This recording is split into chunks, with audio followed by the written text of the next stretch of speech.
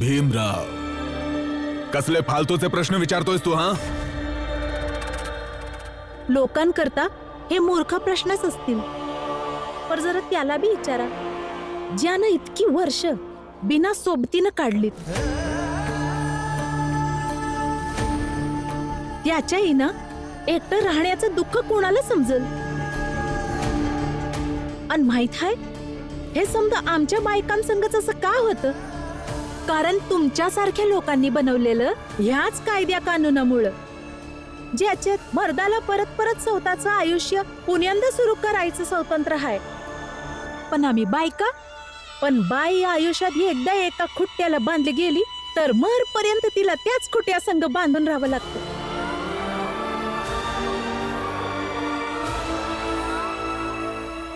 मग तिचं आयुष्य मातीच मिसळलं किंवा मग जळून राख झाली तरी बी परती त्याच खुट्ट्याला बांधून तिची राख होती.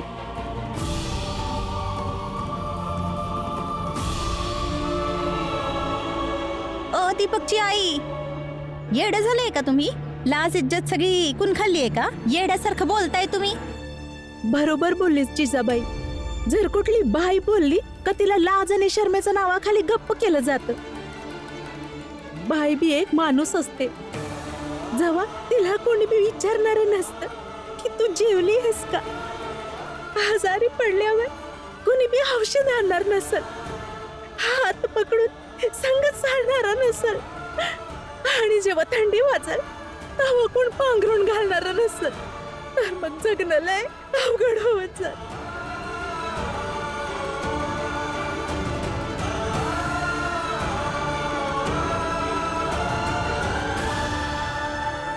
त्यामुळं भीम, तू एकदम बरोबर बोलत आहेस. अभय आणि निर्मलाचं लगीन झालंच पाहिजे.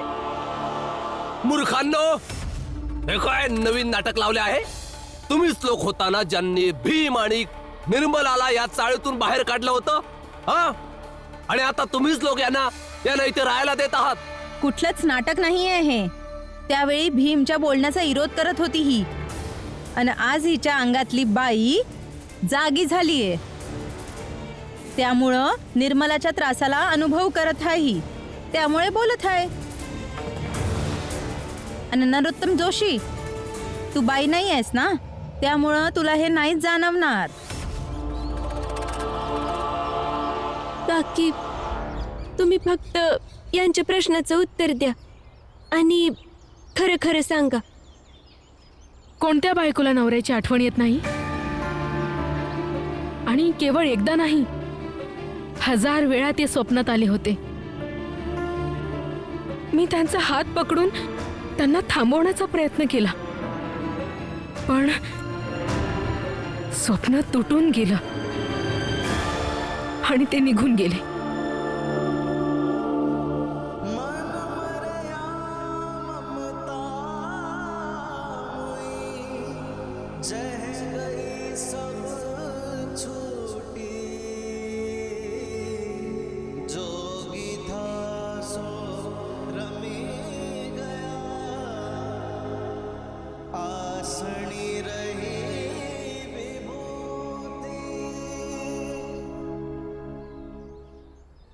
काकू, विचार करा. 23 वर्षांपासून जे स्वप्न तुम्ही पाहतायत, जे कधीच पूर्ण नाही झालं, आज निर्मलाजींच्या आयुष्यात तेच स्वप्न पूर्ण होत आहे.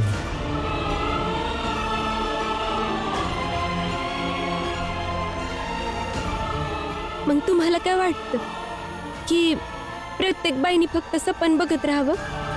जो त्रास तुम्ही सहन केलाय तोच त्यांनी करावा. तुम्ही विचार करा ना, 23 वर्षांपूर्वी तुम्हाला निर्मलाजींसारखी संधी मिळाली असती तर तुम्ही काय निर्णय घेतला असता?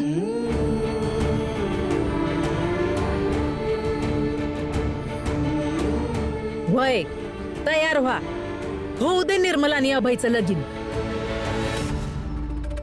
सरड्यांनो, निर्लज्ज बाई, तू समजा विसरून गेलीस? या दोघांनी काय केलं ते विसरून गेलीस? जिजाबाई, दीपकच्या आईनं एक गोष्ट तर खरं बोलली. का बाई जेव्हा बी खरं बोलती तेव्हा तिला निर्लज्ज बोलत जात. पण दुःखाची गोष्ट ही हाय का तू स्वतः एक बाय असून मर्दानी बनवलेल्या हत्यारानं बाईवरच वार करत आहेस. पण आज जे भीम करत आहे ना ते करायला लय धाडस पाहिजे. पण लय चांगलं वाटलं की एक बाई लाजेनं आपल्या मनातल्या इच्छा कव्हाच कोणाच्या पुढे सांगू शकत नाही यासनी तो समजतो. आणि समध्यासनी तो ते समजवायचा प्रयत्न बी करतो. आता आम्ही तर भीम संघ आहे. आणि जिजाबाई असं नाही की भीमच्या प्रत्येक निर्णयात आम्ही त्याच्या संघ आहे. पण आज भीम जे बोलत आहे ते एकदम बरोबर आहे. त्यामुळं आम्ही भीमच्या संघ आहोत. निर्मला आणि अभयचं लगीन नक्कीच झालं पाहिजे. ए फुलिया, आता जरा गप्प बसशील का? जोखू, हा प्रश्न बायांच्या आयुष्याचा आहे. यात बाया नाही बोलतील तर काय तुम्ही बोलणार काय? बायाच बोलणार ना. तुम्ही पुरुषांनी तुमच्या आयुष्यात तुमच्यासाठी प्रत्येक मार्ग बनवलाय. आणि आमचं बायकांचं काय? जर बाई विधवा झालीच तर तिचं समद आयुष्य विधवेच्या दुःखात राहूनच संपून जातं. आणि हे समद तुम्ही लोकांनी बनवलंय. कारण तुम्हा लोकांना नकोय की बायकांनी पुढे जावं. त्यामुळं समद्यांसमोर तुम्ही तिला कमीपणा दाखवण्याचा प्रयत्न करता. बायकांच्या ताकदीला भीता तुम्ही लोक.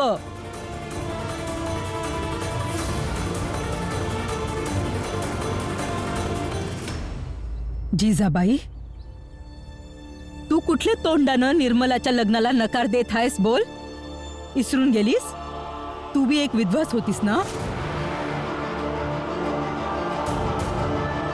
विधवेचं दुःख मला माहित आहे. मला नव्हतं वाटत की कुठली बी विधवा बाई माझ्यासारखी निराधार व्हावी. त्यामुळं मी दादाला तयार करून तुझ्या संग लग्न करायला लावलं. नाहीतर तू बी आज रस्त्यावरच फिरत बसली असतीस.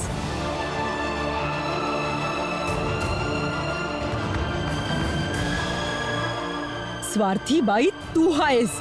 लाज शरम तुला वाटली पाहिजे जिजाबाई.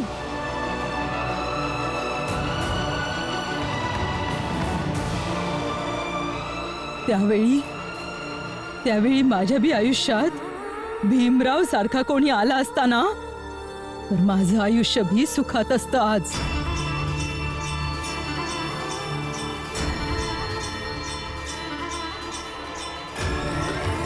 निर्मला लई नशीबवाली आहे.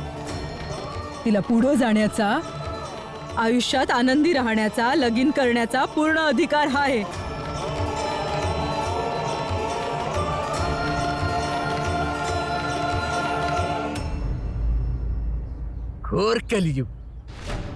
घोर कलियुग आलाय. भीमराव, तू खरोखरच कलियुगाच्या पापाची नदी या चाळीत वाहिली आहेस. सगळं अनाचर आणला आहेस तू इथं. आणि आता बायका बी तोंड उघडून लागल्या.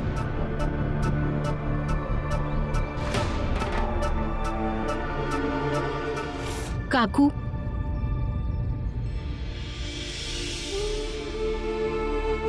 त्या प्रसंगी असं समजा की 23 वर्षांच्या आधी तुम्ही माझ्या जागेवर होता आणि मग 23 वर्षानंतर मी तुमच्या जागेवर उभी असेन. आज तुमचा जो काही निर्णय असेल ते माझ्या पुढच्या 23 वर्षांचं भविष्य ठरवेल.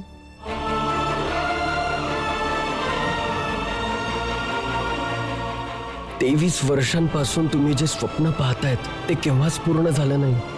आज निर्मलाजींच्या आयुष्यात तेच स्वप्न पूर्ण होणार आहे.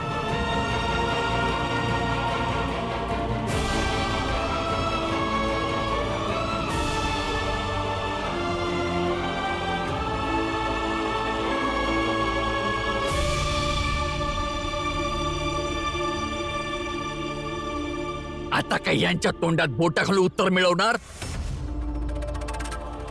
यांची शांतता ध्यानचे उत्तर आहे. नाही,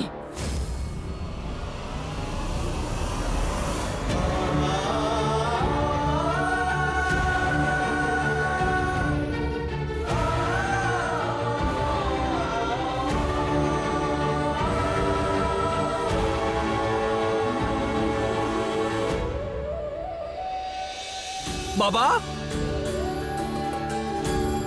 अनर्थ.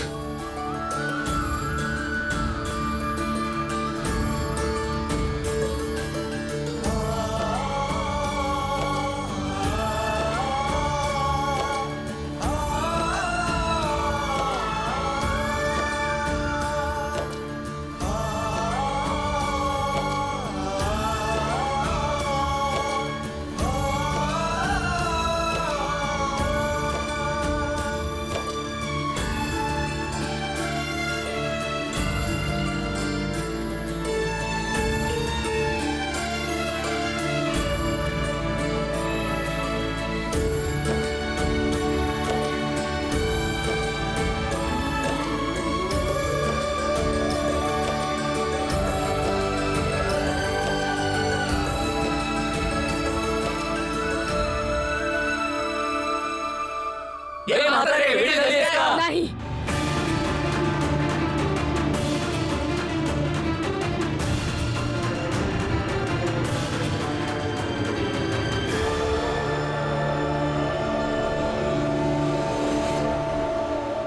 या मुलांना करू दे त्यांना विवाह. निर्मला आमच्या समाजाचा भाग आहे. हा विचार केला तर सगळी समस्या संपून जाईल. करू दे त्यांना विवाह.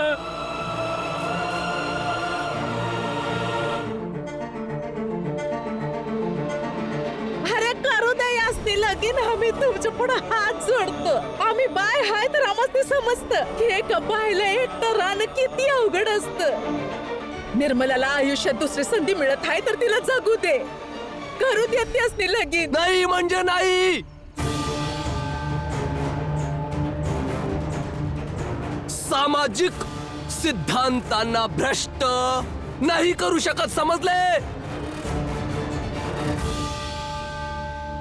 ठीक आहे, जे करायचंय ते करा. मॅरेज तर होणारच. भीमराव, रमा, तुम्ही लग्नाची तयारी करा. मोठे साहेब, आम्ही तुमच्या फौजेला घाबरणार नाही. आमचा समाज तुमच्याशी लढेल. Oh really?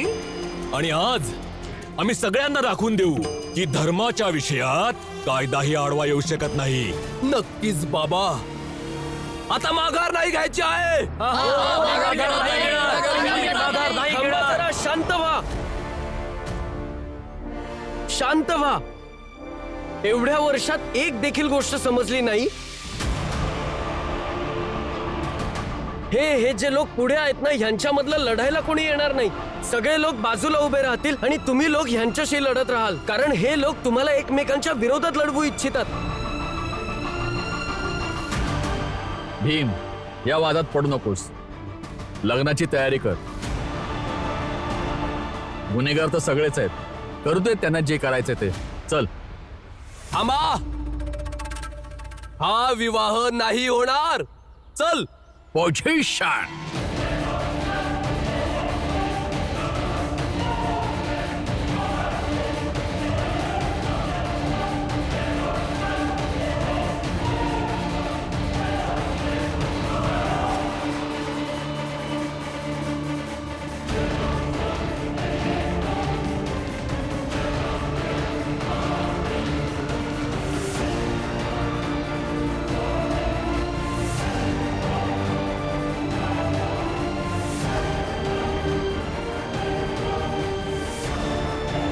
Go back, Narottam. मागे जा. सर, या गैरसमजात राहू नका की तुमच्या या बंदुकांना आम्ही घाबरून जाऊ. आज तुम्ही आमचा आवाज बंद करण्याचा प्रयत्न केला आहात आणि याचं प्रत्युत्तर मिळणार. तुम्हाला तुम्हाला तुम्हाला सगळ्यांना प्रत्युत्तर मिळेल याचं.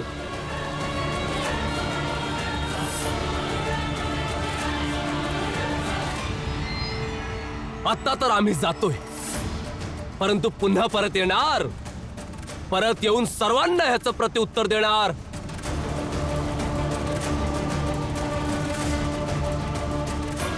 चला.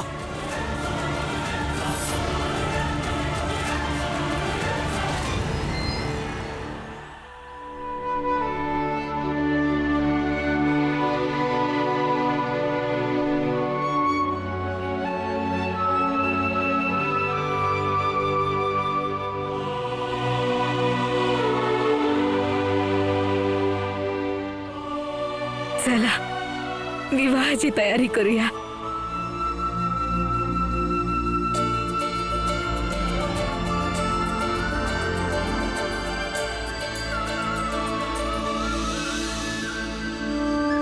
रामजी, विवाहासाठी आमच्या समाजातलं तर कोणी येणार नाही. तुम्ही त्यांनाच बोलवा जे तुमच्या वस्तीत लग्न लावून देतात. पण लग्न तर होणार एकदम जल्लोषात.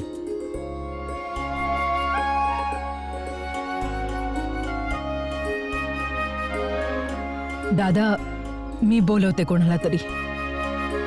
पण रमा, निर्मलाजींना आणि अभयजींना विवाहासाठी तयारही करावं लागेल. पण दोघांना तयार कसं करायचं? आपल्याकडे तर लग्नाचे कपडे बी नाहीयेत.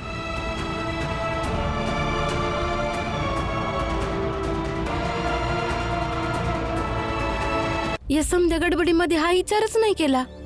आता काय करायचं? काळजी करू नका रमा आणि लक्ष्मी.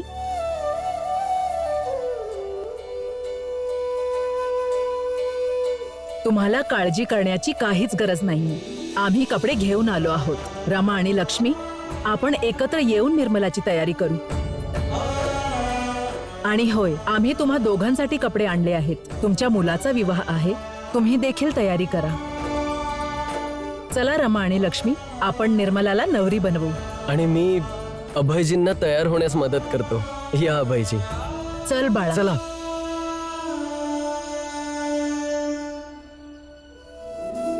ही बी येडीच झाली.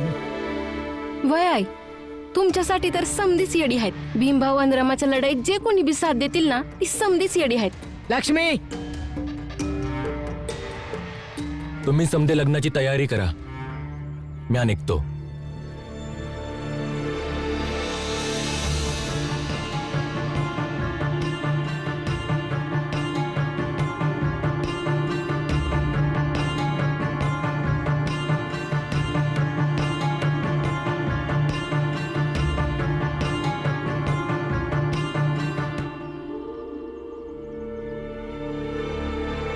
थांब बाळा.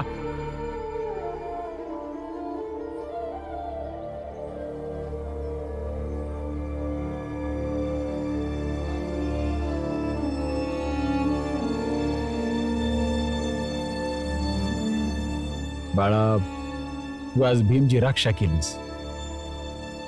त्यासाठी बाप होण्याच्या नात्यानं तुला धन्यवाद बोलायचे. भीम फक्त तुमचा पोरगाच नाही, माझा भाऊ पण आहे. आणि त्याची काळजी घेणं माझी जबाबदारी आहे. आणि जबाबदारीच्या बदल्यात आभार मानले जात नाही ना. तसं बघायला गेलं तर तुला फक्त लहान भाऊच नाही, तर बायको पण आहे. आणि कर्तव्यनिष्ठ माणूस आपल्या प्रत्येक जबाबदारीला पार पाडतो. त्यामुळे मला असं वाटलं की आज जे का तू भीमसाठी केलेलं आहेस, ही जबाबदारी कमी आणि उपकारच लय आहेत. आणि उपकाराच्या बदल्यात आभार तर मानलंच पाहिजे. हे तर तुला पण माहित आहे. नाही माहित मला, कायच नाही माहित मला. तुम्हासनी फक्त माझा अपमान करायचा असतो. झालं समाधान. कुठल्या बी बापाला आपल्या पोराचा अपमान करायचा नसतंय. मी फक्त एवढंच बोलतोय, शिकलेला आणि महान माणूस तोच होतोय बरं का, जो आधी स्वतःसाठी चांगला असतोय, आपल्या कुटुंबासाठी चांगला असतोय. आणि कुटुंबात बायको पण येते.